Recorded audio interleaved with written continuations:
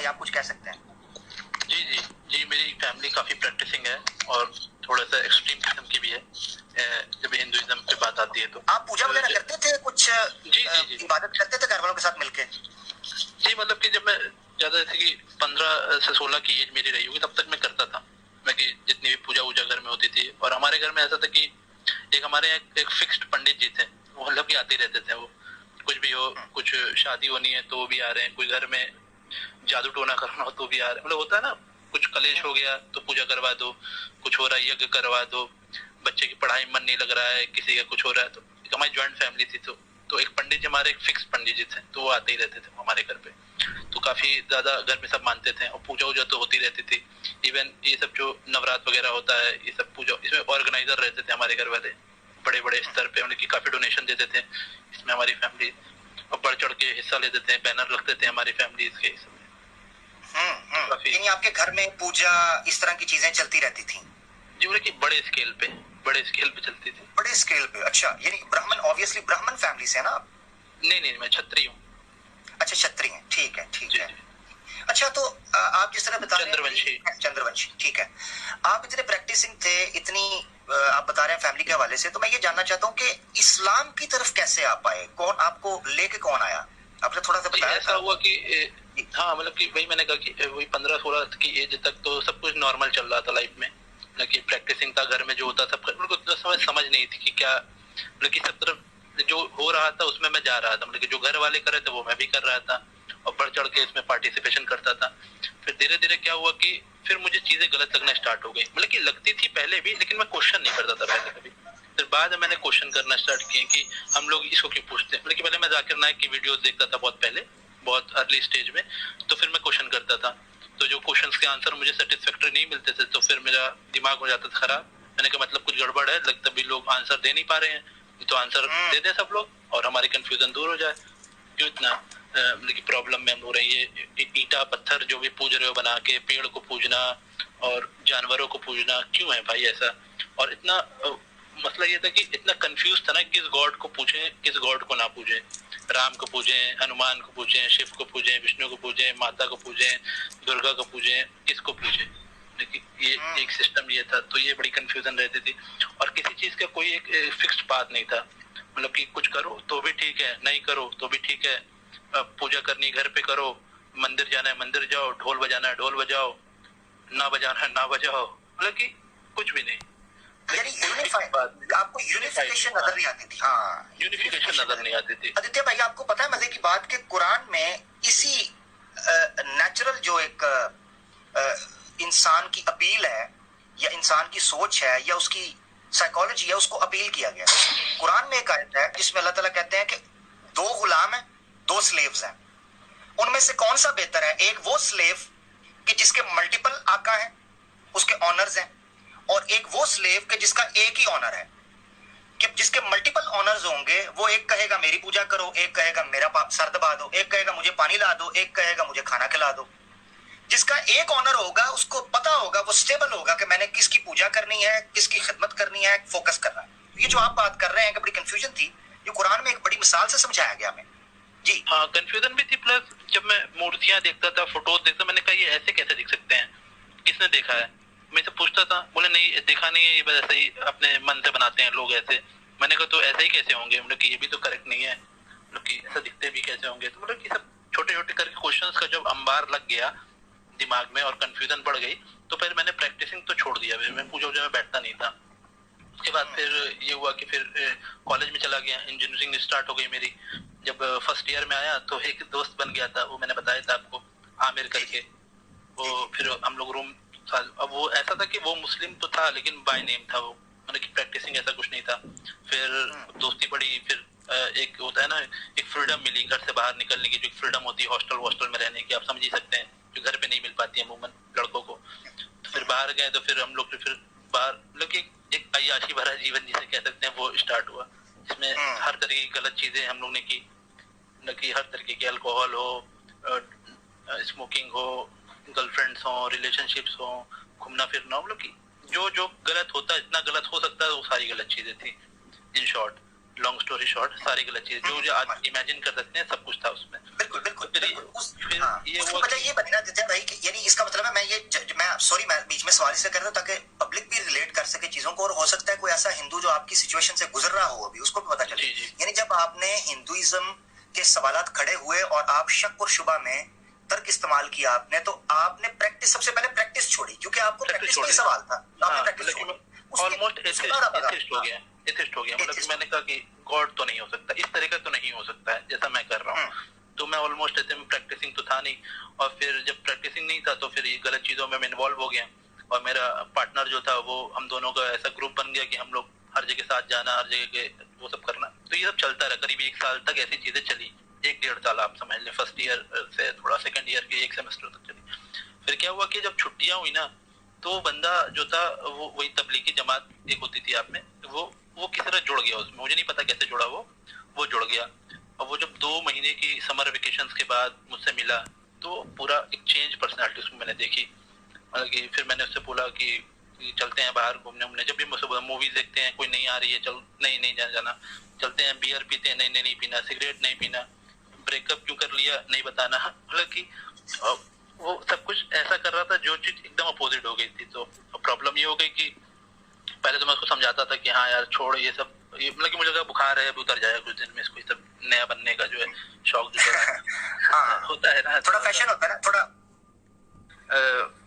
और मुझे अब टेंशन होने लगी यार, बात तो सही है लेकिन आपने बीएड भी बढ़ा ली, फिर जैसा होता है बीएड बढ़ा ली, फिर नमाज भी पढ़ने लगा। वो बराबर में पढ़ता था, वो रूम में ही पढ़ता था, मस्जिद वगैरह नहीं थी हमारे हॉस्टल के पास, तो रूम में पढ़ता था वो। तो फिर म्यूजिक नहीं बजाने देता था, पहले हम लोग बहुत म्यूजिक बजाते थे, बड़े बड़े स्पीकर रख के बजाते थे, तो फिर उन्हें दिक्कत हो गई। फिर मुझे मैंने कहा कि यार तू बदल रहा या तो रूम चेंज कर, मतलब कि ये हो गया क्योंकि फिट नहीं बैठ रहा था। या तो तू बदल जा या तो रूम चेंज कर, क्योंकि दोनों की पर्सनालिटी अब मैच नहीं हो रही है इस सब चीजों में। तो उसको अब बहुत अच्छे से उसने बोला कि भाई रूम चेंज कर ले, मैं तो नहीं बदल सकता, मैं तो मेरा हो गया बस। हमने कहा ठीक है रूम चेंज करते, फिर मैं रूम चेंज कर लिया उसके साथ, और फिर मेरी वही लाइफस्टाइल जैसी चल रही थी मेरी चलती रही। फिर कुछ समय बीता, 7 से 8 महीने 9 महीने ऐसे ही मैं उससे मिलता रहता था। हमारी बैच अलग था, मतलब कि हमारी स्ट्रीम अलग थी, वो दूसरे ब्रांच में था, मैं दूसरी ब्रांच में था, हमारा रूम अलग सेम था। तो कैंटीन में मुलाकात हो जाती थी कभी, और ग्राउंड वगैरह में और ऑडिटोरियम में ऐसे मिलते रहते थे हम लोग। हॉस्टल में तो घूमते ही रहते थे, तो मिल ही जाते थे। तो वो मुझे हमेशा समझाता रहता था। तो फिर मैंने सोचा यार कुछ ऐसा करा जाए कि वापस आ जाए, क्योंकि अब दोस्ती तो अच्छी थी ही, तो मैं इसको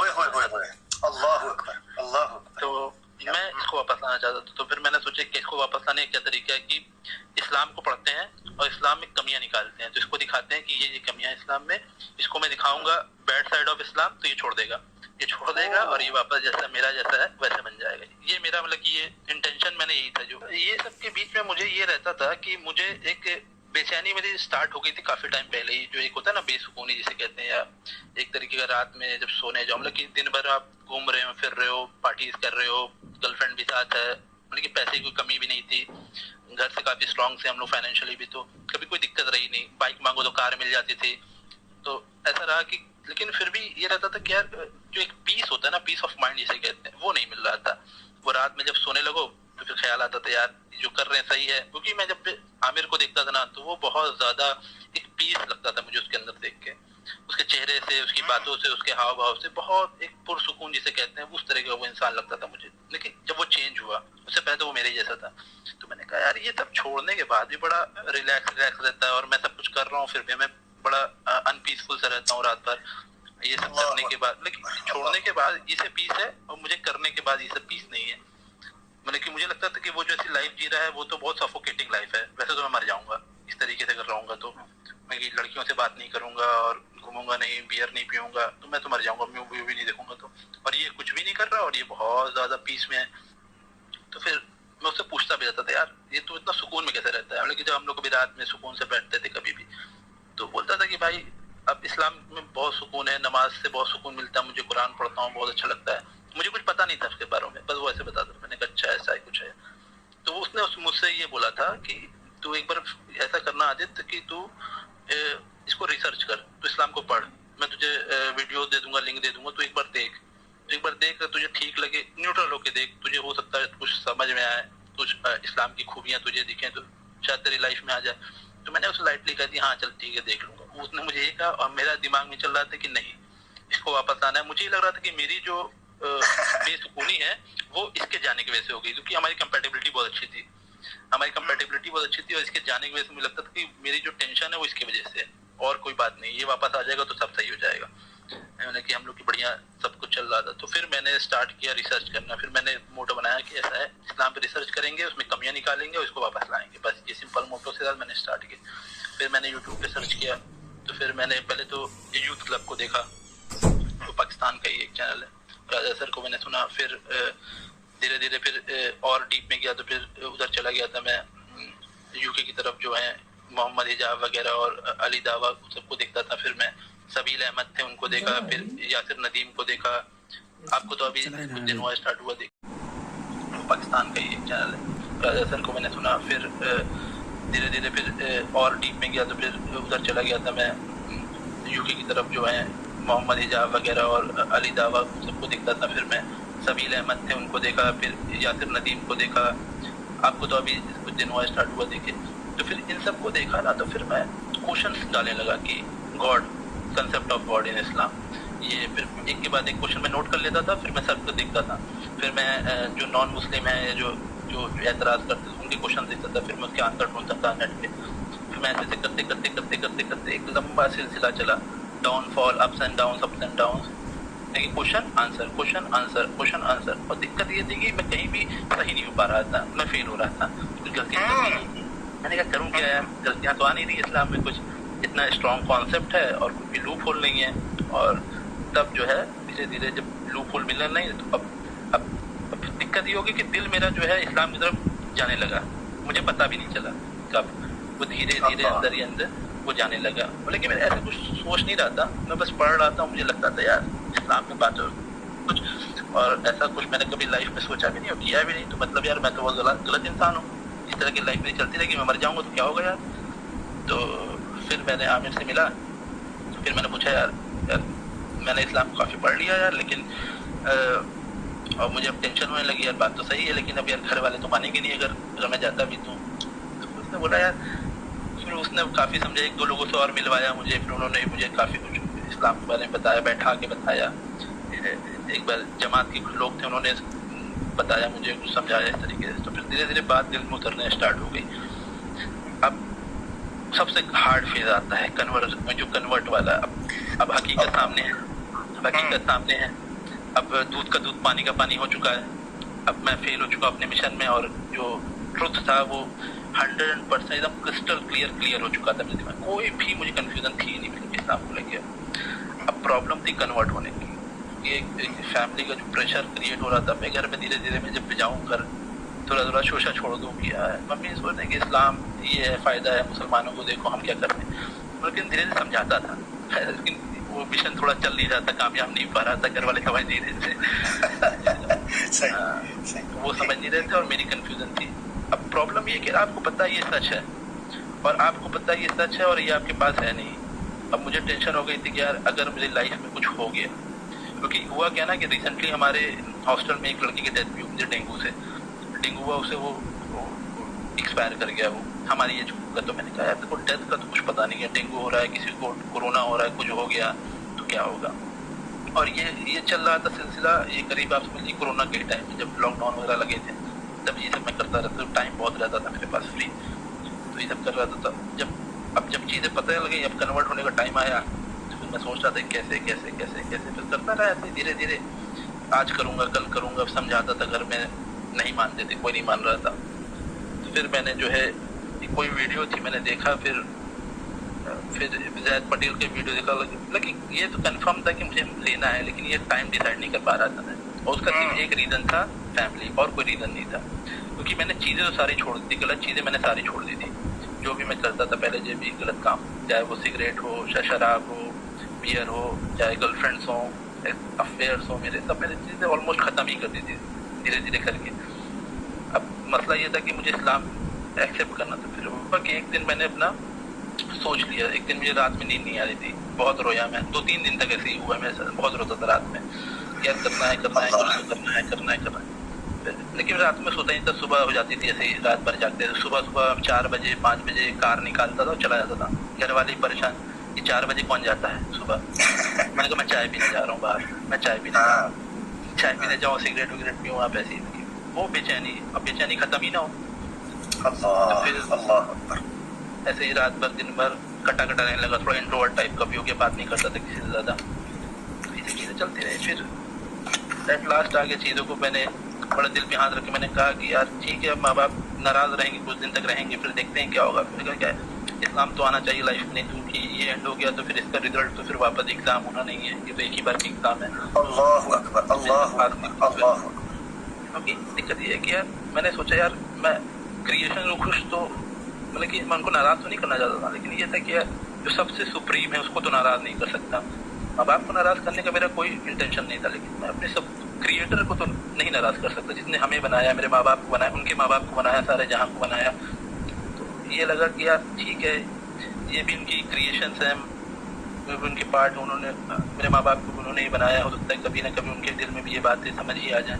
तो मैंने कहा कि देर नहीं करते हैं, अब इस्लाम एक्सेप्ट कर लेते हैं और फिर धीरे धीरे चीज़ों को सीखेंगे और कोशिश ये करेंगे कि अपने पेरेंट्स को भी आज नहीं कल, कल नहीं परसों, कभी न कभी वो मेरी चीज़ों को समझ पाएंगे और वो भी शायद वापस आ जाए।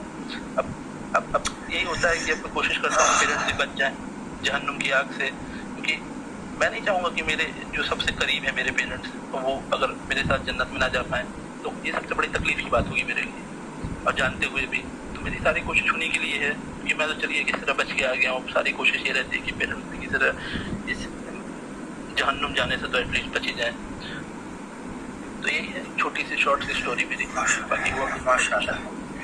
अल्लाहु अकबर। आदित्य भाई, जो आपने चीज़ें बताई हैं वेरी ब्रीफली, मैं अपने जज्बात भी समझ सकता हूँ, मैं लोगों के नीचे जज्बात समझ सकता हूँ, और जिस तरह आपकी लाइफ ने ट्विस्ट लिया और जो बेचैनी को आपने एक्सप्लेन किया है, हकीकत ये है कि ये जो सच की जुस्तजू और कश्मकश, जिस उलझाव में और जिस एक रहस्य में आप उलझे हुए थे, जो चैन नहीं मिल रहा, हकीकत तलाश है, नजर आ रहा है आंखों से देख के, मगर उस पर हौसला नहीं पड़ रहा, और फिर फैमिली की जो एक आजमाइश थी आपके ऊपर, बड़ी बड़ी ये एक अजीब कैफियत है। और मैं समझ सकता हूँ माशाल्लाह आपकी एज भी है, जवान बंदा जब होता है तो उसके लिए बहुत कश्मकश होती है, क्योंकि बड़ा फ्यूचर प्लानिंग, बड़ी घर वाले ये कहते थे कि तुम्हारी शादी नहीं हो पाएगी, तुम्हारा कुछ नहीं हो पाएगा, तुम एक खानदान का नाम है हमसे जुड़ा है, तुम ऐसे अलग हो जाओगे तो कौन शादी करेगा तुमसे, एक नई पहचान कैसे कैसे कर पाओगे सोसाइटी में सर्वाइव, तुम इतने बड़े अगर खानदान से कट जाओगे तो। मैंने कहा कि भाई, मैंने कहा कि अल्लाह मालिक है,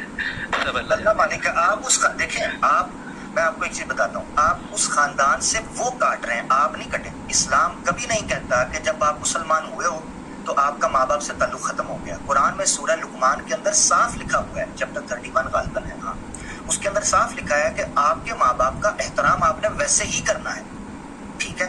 वला तकुल लहुमा उफ़्फ़िन, उनके लिए उफ भी नहीं कहना। आपके खून का रिश्ता इस्लाम कबूल करने से टूट नहीं सकता, खून का रिश्ता टूट ही नहीं सकता, माँ बाप आपके वही रहेंगे। हाँ, ये जरूर मैं आपको कहता हूँ कि आपको अगर कमी महसूस होती है, हम आपकी फैमिली है।